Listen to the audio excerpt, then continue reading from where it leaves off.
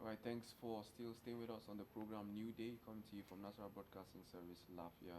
And right about now, a conversation centering around climate change and some of the effects that it has on the environment with Joshua Jonathan, who is a member of the National Association of Small Scale Agro Producers in Nigeria, NASAPIN, and also Mark Simon, who is a monitoring and evaluation officer from the Young Men Christian Association, YMCA. Glad to have you both join us on the program. Welcome. Thank you, viewers. Right, so, well, from your background as someone in agric, as a producer in agric, on the small scale in that association, one will be wondering, okay, why are you concerned about climate change? What can you tell us, particularly some of your reasons for advocating for some of the things that will quell the effects of climate change? Well, to start as a background, ASAPI is concerned because the smallholder farmers are the more impacted and vulnerable to the climate change. And you can see that food shortage, people who eat food, the majority that produce the food we eat in Nigeria is smallholder farmers. So if the food is not there, and if action is not taken, there will be a problem. So we are using the community under this project, AACJ project, Africa Activists for Climate Justice. We are aware that our continents are not impacting much on climate issue, but we are at the receiving end. And people who are at the receiving end, we are not getting the justice as expected. So we expect that the whole smallholder farmers get benefit from the climate justice. What must be done? What are the interventions that must come on board to ensure that we reduce this immune system that is impacting so much in the smallholder farmer, in their family and their livelihood? And so if the livelihood is not there, it means the people, you are not existing. So food first, and then the livelihood second. Absolutely. Yeah. So, okay, let's come Back to Mr. now, Mark. Trying to merge, how you have come in partnership to try to tackle the issue of climate change. So, how can you, express your partnership with their association? Coming from the YMCA and then your connections and what you bring to the table to offer against, quelling climate change with NASAPIN. Okay. To also add to us, YMCA, which is the Young Men Christian Association, is also an NGO that with people in the community. And just like he said, people in the community, they deal with small-scale agro producers. Most people in the community are farmers.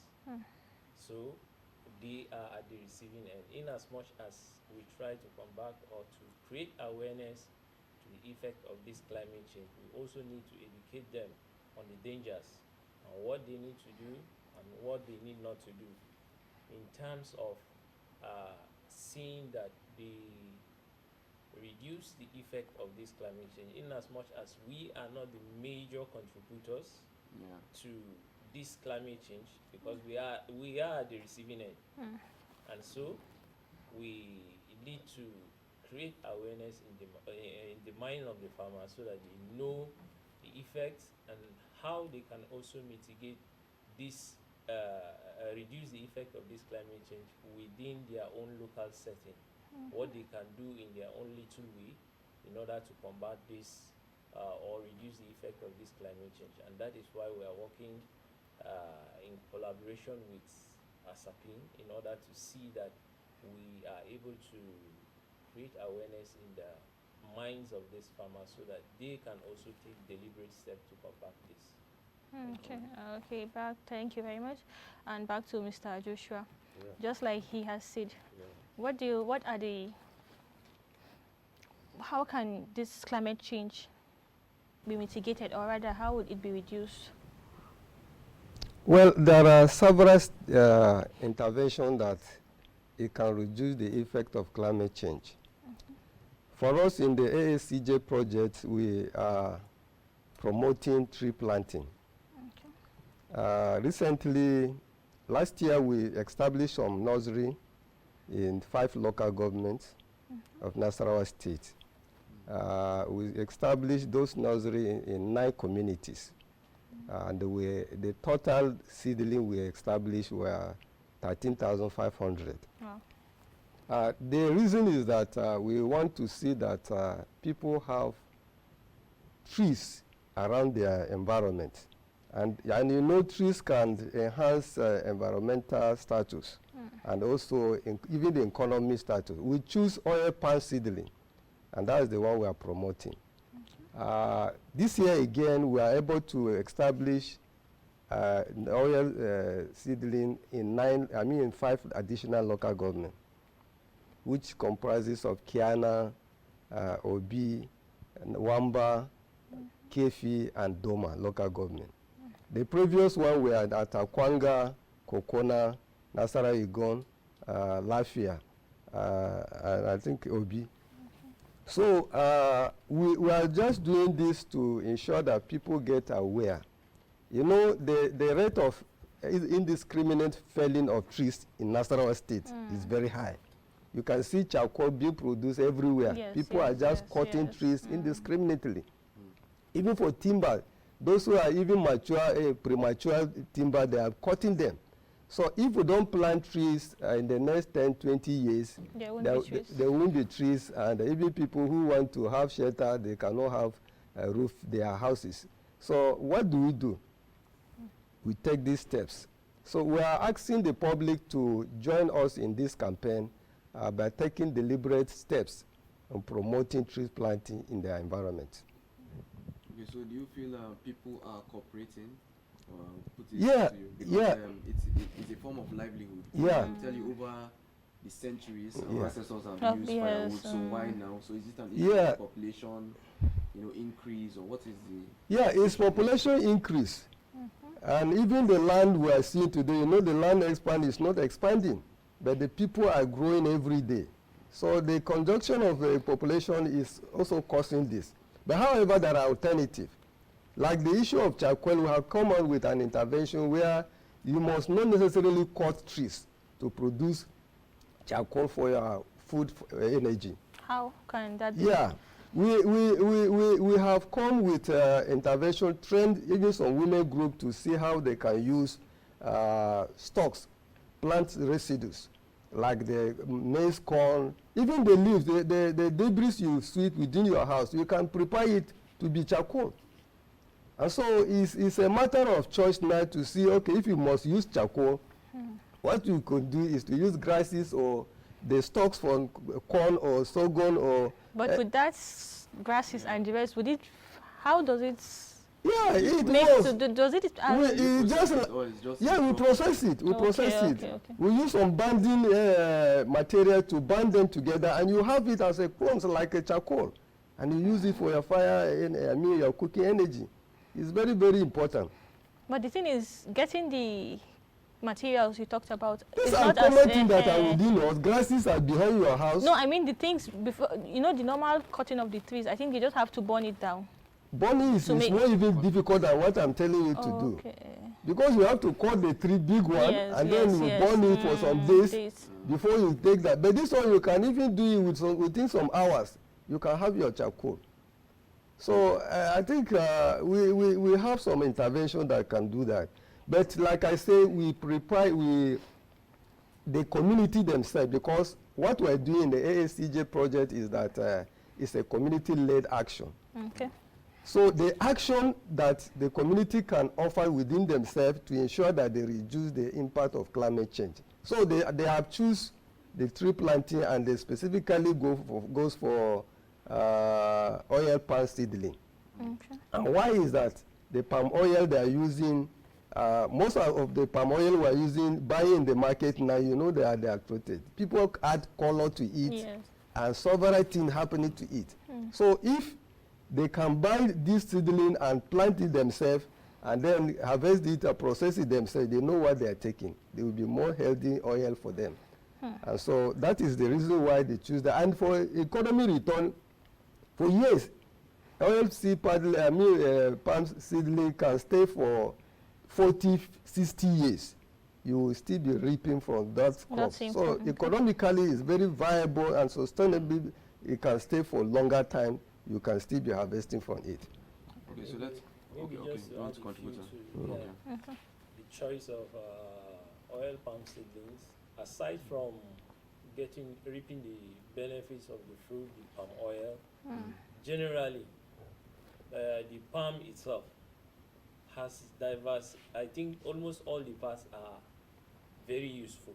Okay. Because when you talk of the leaves, they are used for brooms, yes. Yeah, the palm shells and the rest of them. So it goes to show that the oil palm lasts even longer compared to other kinds of trees, whereby if you are to be mahogany or the rest of them, they can easily be cut down for firewood. Yes. And maybe they will not replace. And you find out that it also contributes to that climate change. And aside from its benefit of reducing the climate change, they can also take that initiative to also use it for as a business venture where they can nurse the palm seedling and sell it out then from and the making of the broom. Okay, so just so the layman will get it right, talking about tree planting and climate change, how will you come out to express to someone who has no knowledge, particularly that planting of these trees will help restore the ecosystem? Because he's wondering what is the business with trees and then environment, vegetation and other grass growing, even helping crops to grow. So what is the relationship? Actually, there is a kind of there is a relationship between the trees and we the human beings, because the tree also serve as a means of recycling air.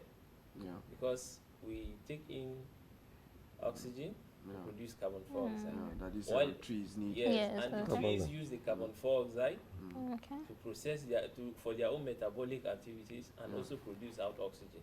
So it restores the balance in the ecosystem. So by cutting down these trees down, it begins to create an imbalance. So it shows that the more we plant trees, the more it has profit to us as human beings, because it helps restore the ecosystem itself, and also the amount of humidity in the air. Also, it contributes to that, because if you go to places where most of the trees are being cut down, you find out that the temperature or the atmosphere there is different. Compared to and the quality of air is also poor compared to where there are a lot of trees. Okay. Yes.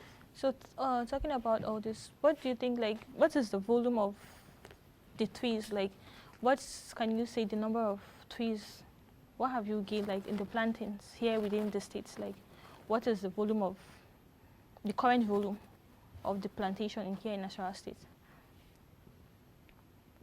Are you talking in terms of the population of trees we have generally? Yes, generally, and the ones you've been able to, we're able to plant. Yeah, like I said earlier, we planted 13,500 already, distributed free. Last 2 months or so, we were at Akwanga to launch the first phase of the project. We distributed those seedlings free to the members of the communities. In fact, we have a lot of guests that came for that program. Even the country director of Oxfam was around, and the assistant secretary of the Oxfam in NEPS, she also came. She was around herself, and the three of them, with the country lead of AACJ in Nigeria. They are all in that program in Akwanga.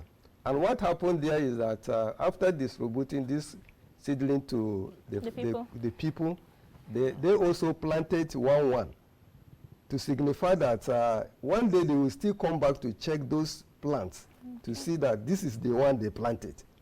And so you can imagine that significance of that occasion at the Chumada Palace.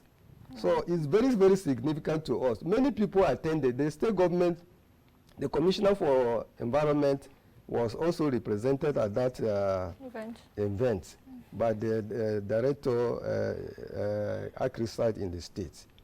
So you can see that a lot of awareness is being created and people are getting buy-in to it. And one of the good things that we're experiencing now as a feedback from the project is that people are also now asking for the seedling. You can see that the community are demanding for the seedling now is already... That's to say they are cooperating with us. Okay. So people, even the last batch we brought, some community who had it in the previous year also requested that they send money to be bought for them, and they brought them for them. So you can see that people are getting interest on it, and it is creating a very good platform for people to know that planting trees is very, very important. Okay. Okay, so on your own parts, you being a monitoring and evaluation officer, do you go and see whether these trees have been planted first of all, see whether they are growing or they are being watered or they are fully grown, and just checking the whole results of your efforts? Do you evaluate all of these things? Yeah, as the monitoring and evaluation officer, we do go on visits to supervise, and we do encourage the community to own the process. Not we dictating this is what you do, this is what you do, but they should be at the forefront. They should be at the front of taking ownership of the process, because those palm seedlings are given to them. We don't have anything to do with it. It's for the community. Basically meant for the community to improve the life. You don't charge a certain percentage We of don't charge any. palm kernel. Maybe. We don't have anything to do with that. Okay. It's basically theirs. So they should own the process, and as a way of our intervention, we only go there to supervise how these trees are doing.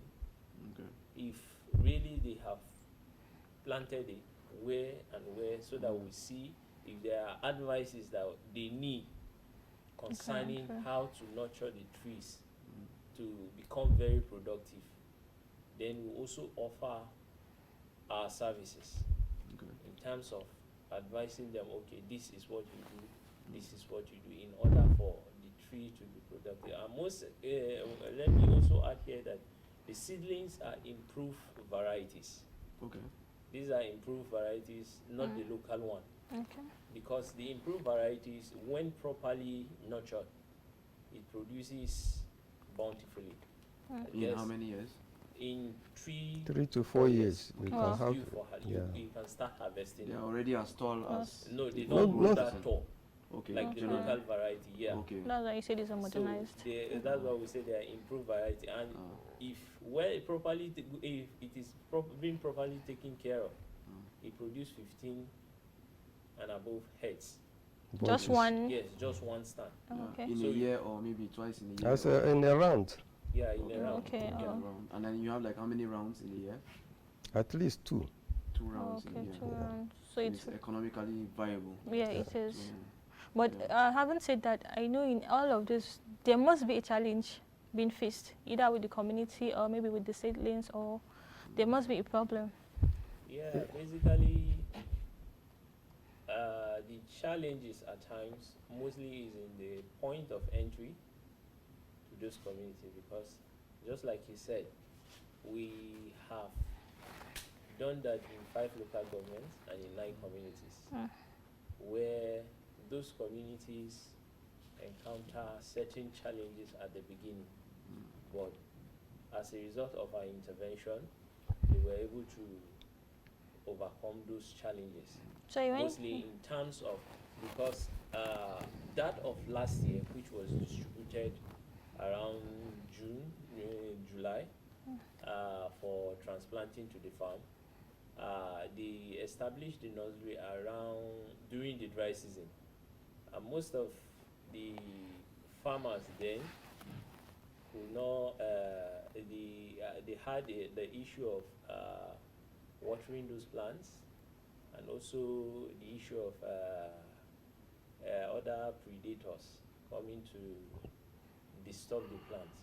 which we were able to intervene and also give them what they needed to do in order to ensure that those sperm seedlings are not destroyed by the predators, but they should be well taken care of by those people in the community so that they will have the maximum output from those seedlings.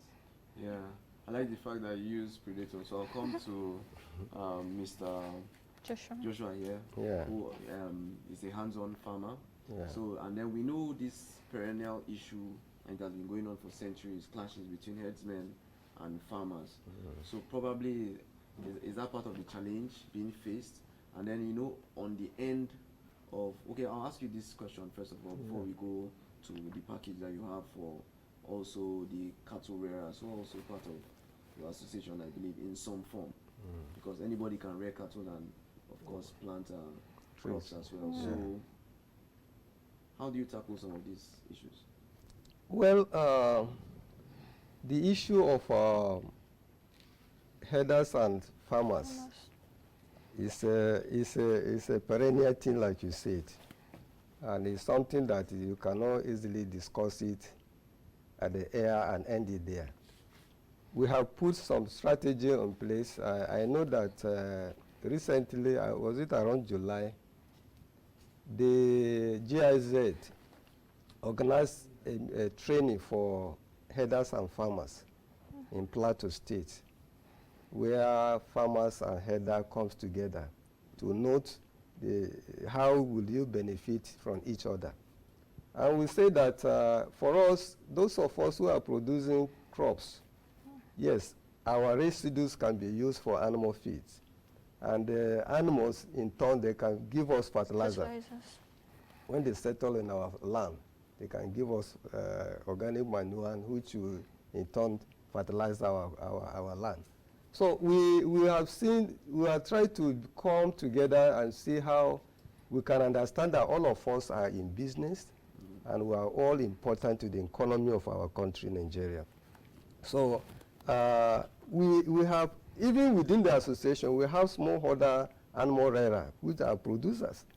And so we cannot throw them away like the Fulani people who move from one place to the other. But what we are trying to discourage is this movement from one place to the other. Like in the developed country now, you don't move about with your animal. You streamline them, keep them in one place, feed them properly, and you get the best output from them. Like the milk, like the meat itself. When you fatten them well, you see what you're getting from it, instead of moving around from here to there. But those stocks can be processed, and then the animal can use them, utilize them properly. In fact, we have even come out with a business outfit from that training, that farmers can even process their residues and sell it to the animal rearers, so that you get from each other. If you like, you can give them free. If you like, you sell it to them, and everybody is in business. So the relationship is that if we don't take proper care about our businesses, we will be doing more harm to the environment than good that we're thinking and expecting from the environment. So environment is first, and then the people doing the business second, and then you can now see the benefit that you can attract from each other. Absolutely. Yeah. So, okay, let's look at the issue of the contribution of maybe cattle to global warming, because I read something about that. Methane gas, yeah. You know, just normal cattle consuming grass now has become something that scientists are saying is contributing to. So what are the challenges surrounding that, and how do you go, forward towards overcoming them? Yeah, there are different feeds ration that you can minimize that gas emission that is coming out from the dungs of animals. And most especially, the local rearers, they don't know the importance of grass. If you use fresh grass, Fulani people, they see fresh grass, they see it as the best thing they can go for. But the dry one is the best.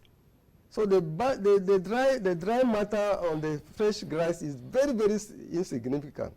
So if you utilize the dry one, you are getting the best from the grasses. But from the methane, like you say, even those dungs are now being processed to reduce that explosion of gases from the dungs. So people are processing it to different organic fertilizer now, instead of leaving it like that, pouring it in, and it is exploding into the atmosphere. So it is also adding very, very significant to the climate change we are seeing. Yes. But we can't do without meat, you know. Absolutely. Absolutely, we can't do without meat. So you cannot stop it. And it's a business, a venture. Yeah. It's a livelihood for Yes, some and health people. benefits, protein Yes. associated with Yeah. meat consumption. Yes. You So know, it's we can't avoid it, but we have to manage it to a certain level that there should be a reduction in the gases that we're seeing from it. Okay, back to you, Mr. Mark. What do you think are the environmental and human benefits to planting of trees? Like, what are the benefits to we human and to the environment at large? Yeah, just like I made mention earlier on, Mm. the importance of tree. It helps recycle and restore balance, which is of highly benefit to we human beings. Because if there is an imbalance in the climate, definitely it will affect us one way or the other. Okay. So the importance of trees now cannot be overemphasized, because we need trees in as much as the tree also needs trees. So what about we need trees actually?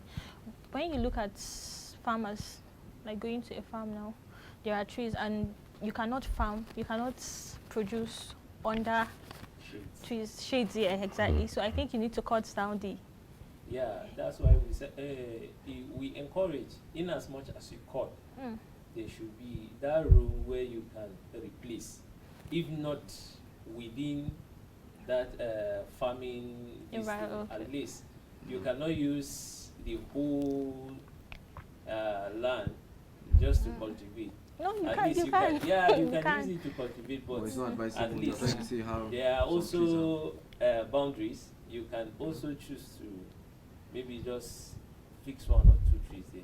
It also helps. So aside from the farming, and also looking at the palm tree, which is our major focus, you can also plant the palm trees and also farm in the same land, depending on the spacing. Yeah, and it depends on the Which also gives you types the of which also gives other you the things you want to space plant. to also plant on the same piece of land. yeah. So you cannot completely eradicate the trees. You can also give them a very good space whereby you can also cultivate the land at the same time. Okay, so you came up with a statistic earlier that in natural states, you know, the rate at which trees are cut down is so very high. So how did you come about this figure generally in partnership, and what is the message to natural state people, you know, to desist from this particularly, especially as a means of urgency? Yeah, as a means of urgency, that's what we encourage. In as much as we cannot do completely without cutting down trees, we also have other alternative sources to charcoal, because mostly people use charcoal as a means of livelihood, right? And we're saying, yeah, there are also avenues, or just like Mr. Jonathan mentioned earlier on, there are also alternative methods, of which I think if the government can also key into it and encourage it, it will go a long way to reduce the rate at which charcoals are being produced. Because the production of briquettes, which is also another alternative source to this charcoal, making charcoal from either grasses, fallen leaves, and rice husks, and the rest of them. They are things we see around us, and we use them, or we see them as refuse. They can easily be processed to these briquettes, which are alternative source to charcoal. Instead of falling down trees, we can easily switch to that and produce our charcoal without necessarily bringing down trees, and it will go a long way. It also has economic value, because you can also export and when the production is high, Okay. you So can you use have it the internally equipments. and also make production for Are export. these equipments available to people to be able to process these things themselves, or you have a particular location where you say bring your waste products so that we process for you? How is it being done so that we can see whether it can, you know, have an impact significantly all across board? Okay, let me use this as a specific example. I think in one of our activity last year, which is mainly the briquette production, where we train farmers on how to produce this charcoal. Let me use a specific example in the community where we work with Nasara Igon, specifically Agunji, Okay. Agunji community. We bring farmers, not just from Agunji, but other communities we are also working around with. They were trained on how to process these briquettes, which of course the materials for this production is not that expensive and is not far something that is beyond our reach, beyond the local farmer reach. It's something we can easily access. Okay. Where they were trained Are and there equipments per se, no machines, or they just manually process yes, they them? manually process them. Okay. Okay. Yes. So okay, since we are running out of time, What you would like yes, to talk to Mr. especially to Joshua? your fellow farmers and citizens of Nigerians. What's sorry, your last fellow message? agro producers, and then other citizens of Nasarawa State. Well, I think my wins will goes to the government. Okay. First, that government should enforce their policy. There are good policy on ground, but we are not enforcing it. Government should enforce policy on how our environment should look like. Secondly, to our farmers, we should take advantage of this AACJ project to the knowledge we are gaining to be able to plant trees around our environment. And that will help us seriously. Like we said yesterday, other people, our fathers planted trees and we're enjoying it today. If we don't plant our own, I don't know who the next generation will be looking onto. So we must plant. It's very, very important that we take steps to plant trees. Thank you. Okay, thank you very much, Mr. Joshua and Mr. Mark, for coming.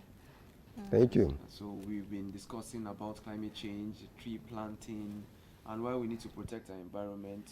All hands must be on deck to see how we can quell the effects of climate change in our environment. Yes, we are not the primary contributors to climate change, but also we must play our part, you know, within our locality to see that we derive the best value from ourselves and, of course, our environment. Well, that's where we draw the curtain on this edition of the program New Day, and of course for the week. And we hope you've enjoyed every bit of the program as much as we have here. Until we come your way with another special edition of the program, have a lovely weekend. My name is Kevin Ashkini. And I am Hadiza Ilyas, who's saying have a nice weekend.